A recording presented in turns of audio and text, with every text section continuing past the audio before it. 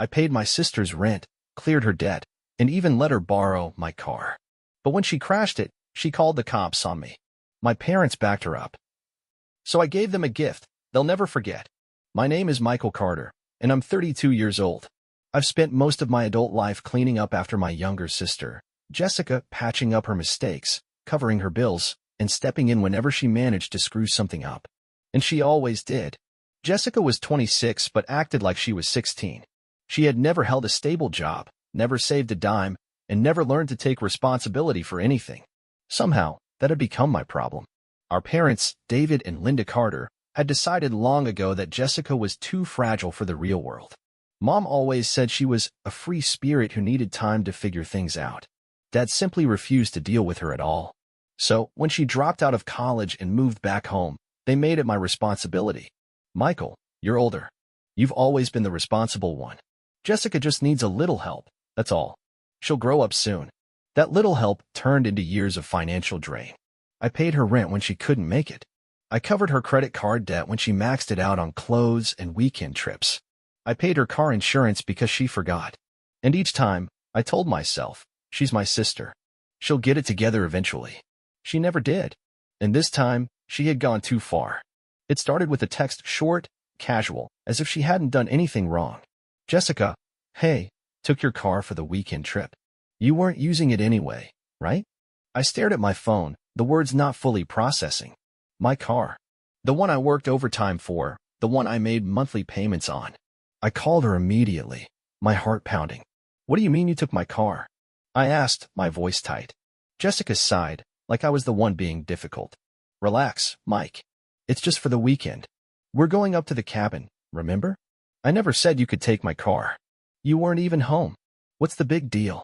I clenched my jaw. The big deal is that it's not yours. But before I could argue, she had already hung up. At that moment, I should have gone straight to my parents, but I knew what they'd say. Michael, it's just a car. She's your sister. Why are you always so selfish? It's not like she stole it. She's borrowing it. I let it go. I shouldn't have. The next call came at 2 a.m., waking me from a deep sleep. Jessica, sobbing. Mike, I got into an accident. I sat up so fast my head spun. Are you okay? I think so. But the car. She inhaled sharply. It's totaled. I barely heard the rest of what she said. Everything blurred. My car. My responsibility. She kept talking, voice trembling. Mike, I need you to come here. The cops, they're being so unfair. Just tell them it's all fine, okay? She wanted me to cover for her. Again. I took a slow breath, fingers tightening around my phone. No, I said. I won't. Silence. Then, an angry scoff. Are you serious? Michael, I'm your sister. I know, I said, my voice steady. And that's the problem. Jessica went silent for a second, probably in shock that I had actually refused her. Then, just as I expected, the screaming started. Are you kidding me, Michael? She shrieked. You're really gonna let your own sister deal with this alone? After everything? Everything? Oh, I knew exactly what she meant by that. Everything meant the years of bailing her out. Everything meant paying off her debts. Everything meant cleaning up the wreckage of every bad decision she had ever made. And yet, somehow, I was the bad guy. I took a deep breath, gripping the phone. You stole my car, Jess. You crashed it. And now, instead of owning up to it, you want me to take the blame? Do you even hear yourself? She let out a bitter laugh. Oh, come on, Michael. It's just money. You can afford it. I'm the one who's hurt. Oh, there it was, the Jessica special. Twisting the story, making herself the victim. I could already hear what she'd tell our parents. Michael doesn't care about his own sister. I was in an accident, and he just abandoned me. And knowing them, they'd believe her. I didn't care anymore. Call Mom and Dad, I said. Maybe they'll finally take some responsibility for you. I'm done. And then, I hung up. The family betrayal. The next morning, I woke up to exactly what I expected. My parents blowing up my phone. Mom, Michael, what's wrong with you? Your sister could have died. Dad, we raised you better than this. You need to step up and help your family. Mom, the hospital bill is huge, Michael. She's your sister. I stared at the messages, feeling something I hadn't felt before. Not guilt. Not frustration. Just exhaustion. I ignored the texts. I ignored the missed calls. I ignored all of it. until my dad showed up at my apartment. I opened the door, and there he stood, arms crossed, face tight with anger. "Get dressed," he ordered. "We're going to the hospital." "Now." I almost laughed. "No, we're not." Dad's eyes narrowed. "Michael, you're acting like a selfish brat. Your sister needs you." I folded my arms. "You mean she needs my money?" He didn't even flinch. "She's family, Michael. You don't just turn your back on family." I let out a slow breath. Funny how that only applies when it's me giving and Jessica taking. Dad's jaw tightened. "You're making this harder than it needs to be." "No, Dad. You made this harder than it needed to be when you decided that Jessica's life was my responsibility instead of yours. She's your daughter. Why don't you pay for her medical bills?" "We don't have that kind of money," he snapped. There it was. The real reason I was standing here having this conversation. I tilted my head. "But I do, right? That's what this is about. It's always about money with you people." Dad's face turned red. "Michael, this is your last chance. Either you help, or you're out of this family." I laughed. A real, genuine laugh. "Out of this family?" I repeated. "Dad, I was never in it. I was just the emergency cash fund you all guilt into keeping the house running." I stepped back and grabbed the door. "Good luck with Jessica," I said, looking him dead in the eyes. "Because I'm done." And with that, I shut the door in his face. 2 days of silence. Not a single call, not a single text. I should have felt relieved. I was finally free. No more last-minute transfers to Jessica's account. No more guilt trips from Mom. No more, "Michael, be a good brother." But something felt off. Jessica wasn't the type to go down quietly. And then, on the 3rd day, my world exploded. The police knock on my door. It was 7 a.m. when I heard the banging at my front door. Not knocking, banging. I yanked it open, still groggy, only to find 2 uniformed officers standing in my doorway. "Michael Carter?" one of them asked. My stomach dropped. "Yes." The taller officer pulled out a notepad. "We need to talk to you about a stolen vehicle report." My blood turned ice. "Stolen? What?" The officer's face remained unreadable. "Your sister, Jessica Carter, is claiming that you stole her car, crashed it, and abandoned her at the scene." For a second, I actually laughed. "Excuse me? My car? The one I paid for? The one she took without asking?" The officer didn't react. "Do you have proof of ownership?" I stared at him. Of course, I had proof. The car was in my name. But that wasn't what rattled me. It was the sheer audacity of it. Jessica had flipped the entire story, and my parents had backed her up. "She also mentioned that you threatened her," the officer continued, glancing down at his notes. "That after the accident, you refused to help her, left her stranded, and told her she'd regret it." My hands clenched into fists. "That's a complete lie." The officer glanced at his partner. "Then you won't mind coming down to the station to clear things up." I could barely breathe. Jessica hadn't just tried to guilt me this time. She had tried to destroy me. The interrogation. At the police station, I was led into a small, cold room. The fluorescent lights hummed, the metal chair was uncomfortable, and I could feel my heart hammering in my chest. A different officer sat across from me, a file in his hands. "Michael, let's start from the beginning," he said. "Walk me through what happened that night." I told them everything. The stolen car. The crash. The 2 a.m. phone call. The way Jessica had demanded I cover for her. The way my parents had taken her side. The officer nodded slowly, taking notes. "You have any evidence of this?" My fingers twitched. "Yes." I pulled out my phone, scrolling through my messages until I found Jessica's original text, the one where she admitted to taking my car. I slid the phone across the table. "Read it." The officer picked it up. As his eyes moved across the screen, his eyebrows raised. I saw the moment he realized she was lying. Well, he murmured. "That's interesting." He left the room for a moment, and when he came back, he had a copy of Jessica's statement. I almost laughed. It was so full of lies. It was pathetic. She claimed I had taken the car while she was sleeping, that I had been drinking and crashed it, that I had abandoned her on the side of the road and left her to deal with the police. And at the bottom, I saw the worst part. Witnesses, David and Linda Carter, parents, confirming Jessica's story. My own parents had signed a statement against me. Burn it all down. I leaned back in my chair, heart pounding, but my voice was deadly calm. "Officer, I'd like to file my own report." The officer raised an eyebrow. "Against your sister?" "Yes." I took a deep breath and said the words that would change everything. "Jessica Carter stole my vehicle. I never gave her permission. I want to press charges." The officer hesitated. You're sure about this? I had never been more sure of anything in my life. I want to file for Grand Theft Auto. And just like that, the tables turned. The fallout. By the time I got home, the damage had already begun. My phone was on fire with missed calls from my parents. Mom, Michael, what did you do? Dad, drop this now. You're ruining Jessica's life. Mom, she's your sister. Family forgives.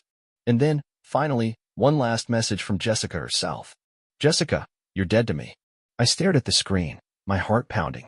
Then, I smiled. For the first time in my life, I finally felt free. I expected chaos, but not this fast. By the time the police finished reviewing my stolen vehicle report, Jessica had already spiraled. She wasn't just facing a minor slap on the wrist, she was looking at actual felony charges.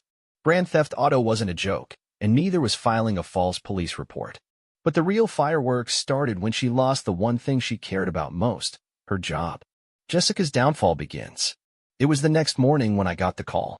Not from Jessica, not from my parents, from her employer. Mr. Carter? This is Dana Fields from Hamilton and Company. I blinked.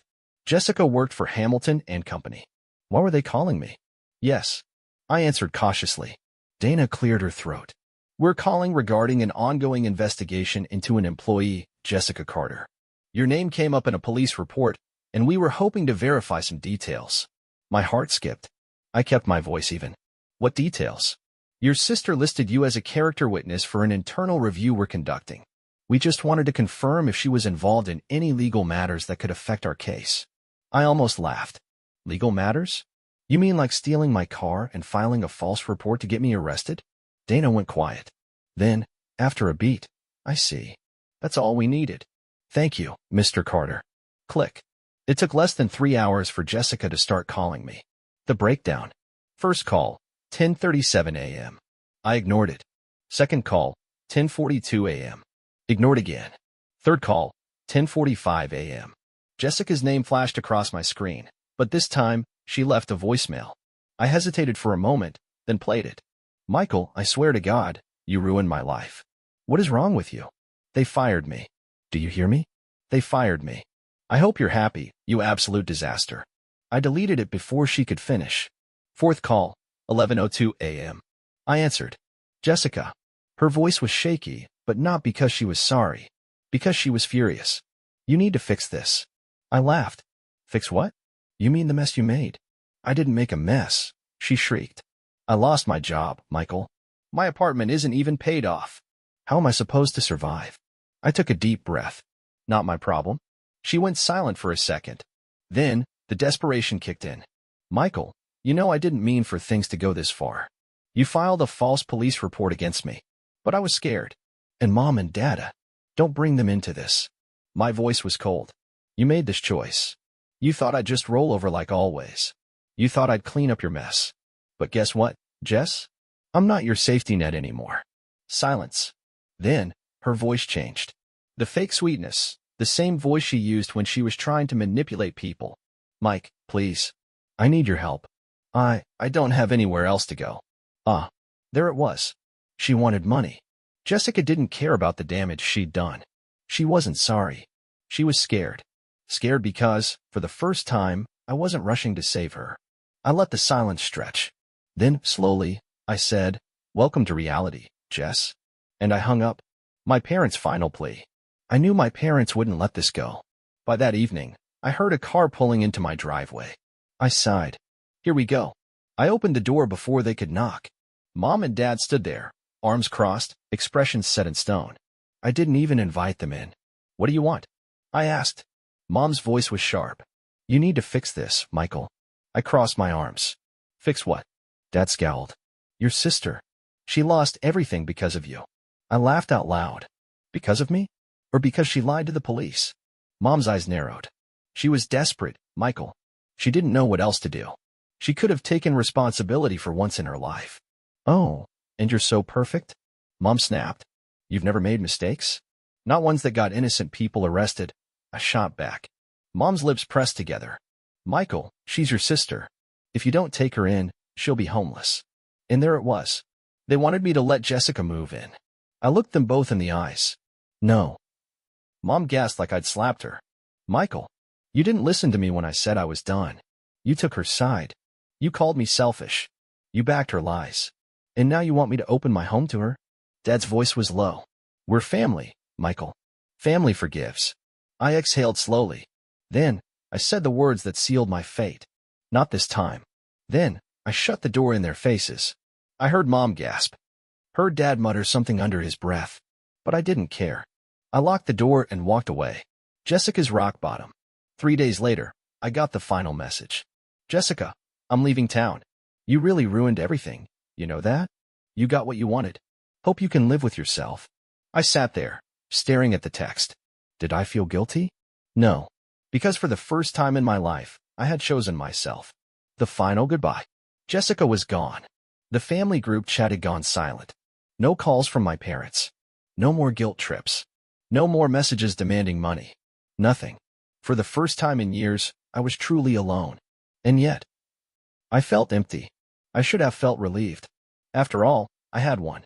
Jessica was out of my life. The toxic cycle was broken. So why did I feel like I was standing in the ruins of a war? Maybe because, deep down, I had always believed one day she'd change. Maybe because, despite everything, there was still a small part of me that wanted to be her brother. I was still thinking about it when the knock came. A soft, hesitant knock. I frowned, checking my phone. No missed calls. No texts. I opened the door and froze. Jessica stood there. But she wasn't the same. Her hair was a mess. Her clothes were wrinkled. The usual arrogance was gone. In its place was something else. Desperation. She looked like someone who had lost everything. For the first time in years, she looked genuinely afraid. Jessica, I said, my voice cold. She swallowed hard. Michael. I have nowhere else to go. The last conversation. For a moment, I just stared at her. Years of resentment, anger, and exhaustion boiled beneath my skin. All the nights I spent working overtime to cover her bills. All the times she called me selfish while taking my money. All the times Mom and Dad said, be a good brother. And now she was here, begging. Michael, please, she whispered. My jaw tightened. You tried to get me arrested, Jess. She flinched. I know. I exhaled slowly.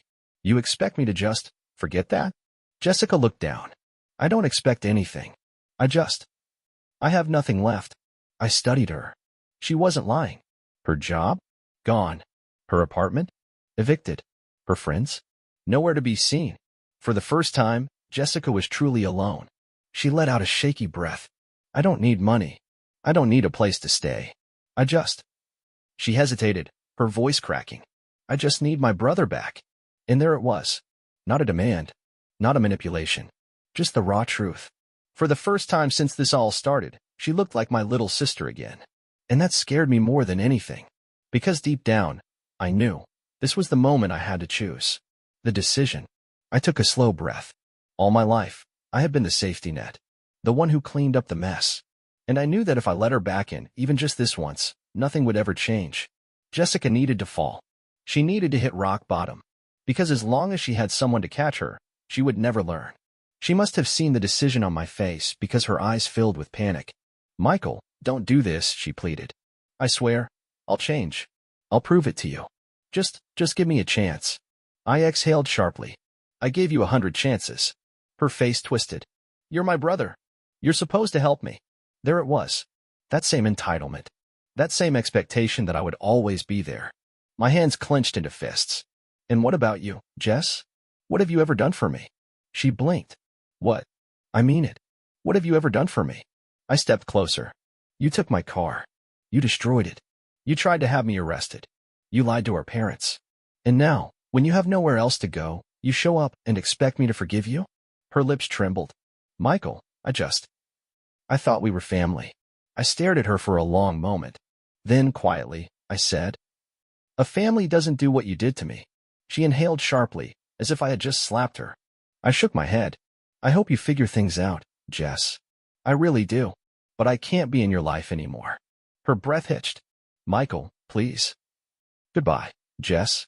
And for the last time, I shut the door. Epilogue. A new beginning. 2 months later, I moved. A new city. A new job. A new life. No calls from my parents. No messages from Jessica. And you know what? I didn't miss them. Because for the first time, I was living for me. Some nights, I still thought about her. Wondered if she was okay. But then I'd remember all the years I spent sacrificing myself for someone who never appreciated it. And I'd remind myself that this was the only way she'd ever learn. I wasn't angry anymore. I wasn't bitter. I was just free. And I never looked back. Final update. I cut off my toxic sister and family. Here's how it ended. Hey everyone, it's been a while. A lot of you asked for an update after I cut my sister off, so here it is. Short version. Jessica is gone. My parents aren't speaking to me, and I've never felt better. But wow, the reactions to my story have been wild. Some of you fully supported my decision, while others think I'm a cold-hearted monster.